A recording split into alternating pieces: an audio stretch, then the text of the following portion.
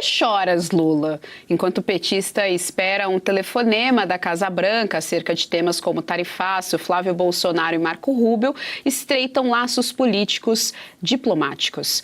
Uma carta endereçada e assinada pelo secretário de Estado dos Estados Unidos ao pré-candidato do PL veio a público e alugou um triplex na cabeça dos petistas. Vamos aos detalhes com o correspondente internacional Ivan Kleber. Vamos então, Ivan Kleber já está aqui no telão. E, Ivan Kleber, de triplex o PT entende, não é mesmo? Lula que o diga. Boa tarde, Ivan, seja muito bem-vindo. Boa tarde. Boa tarde 2 vezes. O triplex vai ser de algum amigo, né? Uma saudação especial a você, Geisiane, a toda a nossa audiência que nos acompanha, os colegas de bancada. Bom, precisamos trazer aqui o contexto desta carta, né? Porque no início do mês de junho, o pré-candidato e senador Flávio Bolsonaro, em uma medida bastante astuta, na minha opinião, uma ação bastante astuta, enviou uma carta ao secretário de Estado, Marco Rubio, pedindo a ele uma consideração sobre a questão da aplicação das tarifas via seção 301. E na carta, o senador Flávio diz, olha, teremos eleições em outubro e, portanto, com a potencial de mudança no país, a minha equipe estaria disponível para conversar com a sua equipe durante o período de transição. Bom, então o secretário Marco Rubio gentilmente respondeu à carta do senador com outra carta. E ele abre a carta, está aí na tela, nossa direção gentilmente coloca as imagens. Ele abre a carta agradecendo a visita do senador Flávio no mês de maio à Casa Branca, não é? E aos Estados Unidos, e também agradece de maneira bem infusiva, tem aqui a carta também em mãos, o secretário de Estado agradece profundamente o apoio à decisão americana de designar o Comando Vermelho e o primeiro comando da capital como terroristas globais, especialmente designados, e organizações terroristas estrangeiras. Ou seja, o Marco Rubio deixa explícito nessa carta que ele agradece, então, esse apoio dado pelo senador Flávio Bolsonaro nessa questão tão importante que é a questão do combate ao narcotráfico, aos narcoterroristas na nossa região. A carta continua dizendo o seguinte: os Estados Unidos reconhecem que a violência e as sofisticadas redes criminosas dessas facções ameaçam a segurança de cidadãos honestos em todo o nosso hemisfério. E também que as decisões americanas visam proteger o povo brasileiro e o povo americano do crime organizado transnacional. A gente chegou ao ponto, Geisiane, de ter o secretário de Estado dos Estados Unidos falando em proteção ao povo brasileiro, um claro sinal do fracasso das instituições brasileiras nesse quesito. E depois, na segunda parte da carta, o secretário Marco Rubio aborda a questão da seção 301 e os pontos técnicos, relacionados à questão das Big Techs, a questão do pagamento eletrônico, que ficou conhecido como PIX, mas isso o secretário deixa bem claro, olha, não é um assunto direto do Departamento de Estado. Por isso, ele quase que enviou uma recomendação ao senador Flávio para acompanhar a audiência pública no próximo dia 6 de julho. Acontece que o senador Flávio já se inscreveu, inclusive está previsto ali que ele faça um discurso, uma apresentação nesse dia 6 de julho lá em Washington, nesse local reservado pela Secretaria de Comércio dos Estados Unidos, onde o Flávio poderá apresentar os seus argumentos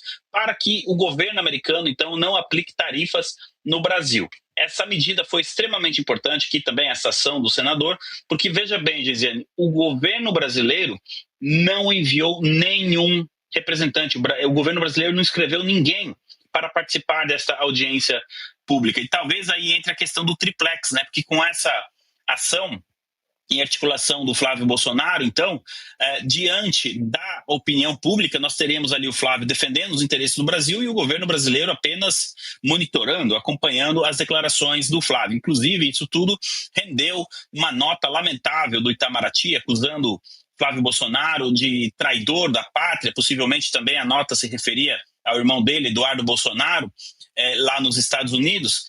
E isso porque justamente o Flávio conseguiu, então, escrever o nome dele para participar desta organização. Tá aí, o que os traidores da pátria devem ao Brasil é um pedido de desculpas pelas tarifas e pelos prejuízos causados a milhares de brasileiros. Só que na hora de defender os interesses dos brasileiros, o governo não escreveu ninguém lá nessa importante audiência, Geisiane, porque no dia 6, então teremos essa audiência, e do dia 6 até o dia 15, o governo Trump tem ali esse período para decidir se aplica as tarifas ou não.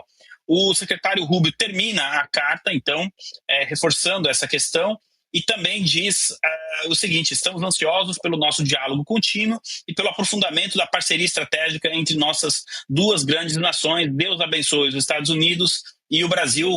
Atenciosamente, sinceramente, secretário Rubio. Então, com certeza, do ponto de vista diplomático, essa resposta do secretário Rubio foi muito importante e mostra que existe sim ali uma conexão entre o Flávio Bolsonaro e o Departamento de Estado. Geisiane.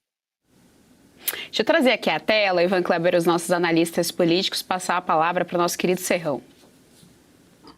Meu querido Lorde Ivan Kleber, no início do seu comentário você fez me lembrar aquela famosa música também do Boca Nervosa, né? Não é nada meu, não é nada meu, excelência eu não tenho nada, é tudo de um amigo meu. Pois é, e agora o amigo do Flávio tá aparecendo aí, que é o Marco Rubio, né? E você já viu, nesse sentido, meu caro Ivan Kleber, algum precedente parecido, secretário de Estado norte-americano se manifestando durante uma eleição? Será que o Brasil está inaugurando aí um momento em que os Estados Unidos estão entrando para valer no jogo geopolítico? A disputa dessa Copa, na verdade, é Estados Unidos versus China, né? Olá, Serrão. Parabéns pelas cordas aí como cantor. Olha só, não é comum, mas a maneira que o secretário Rubio trabalha também não é comum.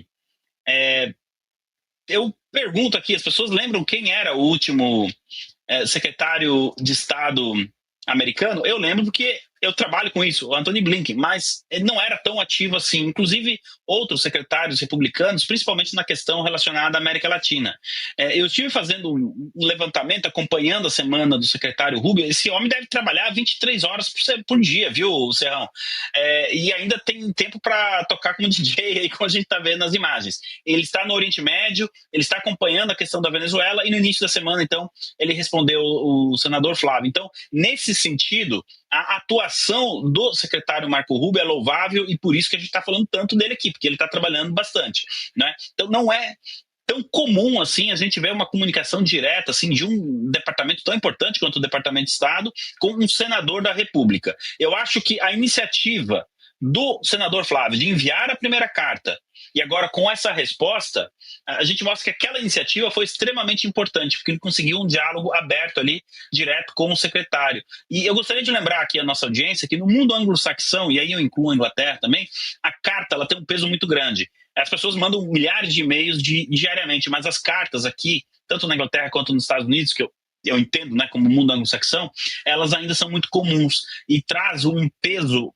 institucional muito importante. Então, o envio dessa carta do Flávio para o secretário Rubio, e agora também a resposta do secretário Rubio ao senador Flávio. Geisiane, devolvo para você. E a gente também tem a questão, Ivan Kleber, de que, por enquanto, um é pré-candidato à presidência aqui no Brasil e o Marco Rubio, por enquanto, é o número 2, mas também tem essa possibilidade dele ser o futuro presidente dos Estados Unidos. Então, já é uma ponte aí amarrada, se por um acaso o Flávio ganhar, e se por um acaso o Marco Rubio também conseguir aí ganhar, já é uma ponte construída entre essas duas lideranças, a liderança daqui do nosso país e a liderança também americana. Lembrando sempre, a gente precisa de alguém para defender os nossos interesses, e não é isso que o PT vem fazendo. Essa nota aí do Itamaraty é um bom exemplo a respeito disso, né? Deixa eu trazer novamente aqui os nossos analistas e passar a palavra para a nossa querida doutora Kátia Magalhães.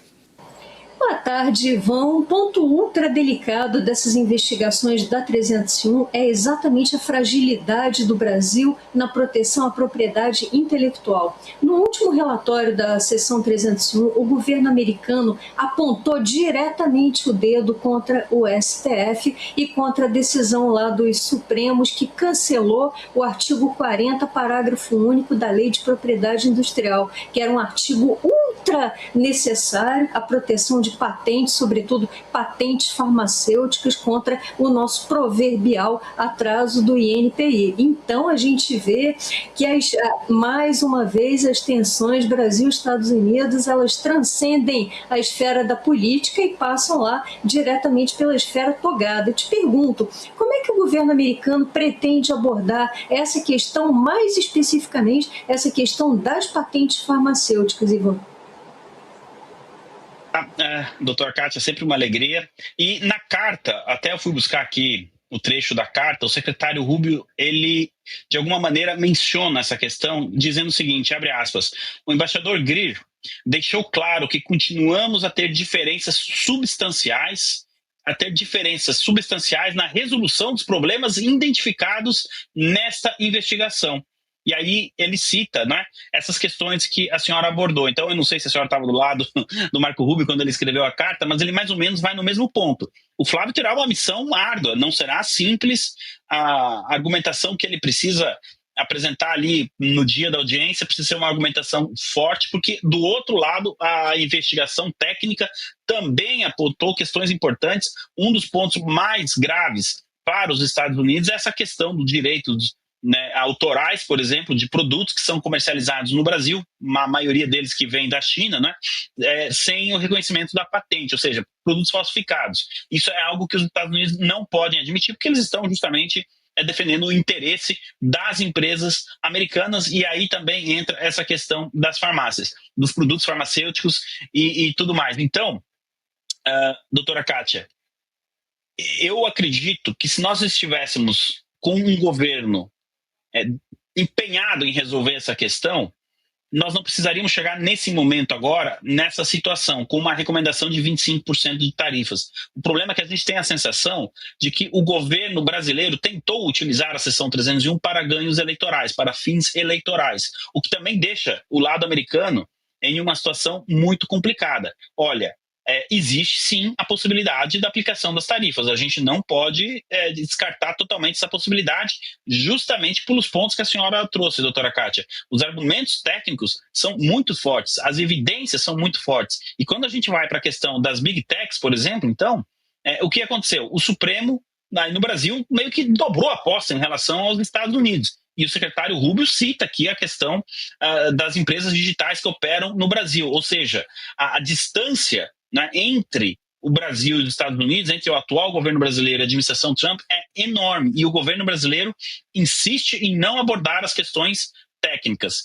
Por que essa carta é tão importante, doutora Kátia? Porque o secretário Rubio identificou no Flávio Bolsonaro alguém, mesmo sendo da oposição, portanto não tem o poder, mas alguém da oposição disposto a tentar abrir um diálogo para resolver essas questões. É por isso que chama bastante atenção, então, o fato do secretário Rubio devolver, responder a carta do senador Flávio Bolsonaro. Agora, as respostas dessas perguntas de maneira mais profunda, doutora Kátia, nós teremos a partir do dia 6 de julho, que é quando, parafraseando o Serrão, é a questão da Copa do Mundo, a bola vai rolar lá em Washington, mas não será uma partida de futebol, será uma partida que vale 25% de tarifas e milhões de empregos no nosso país. Geisiane, devolvo para você. Muito obrigada, Ivan Kleber, pelas informações aqui no nosso Jornal da Oeste. Bom final de semana, até semana que vem.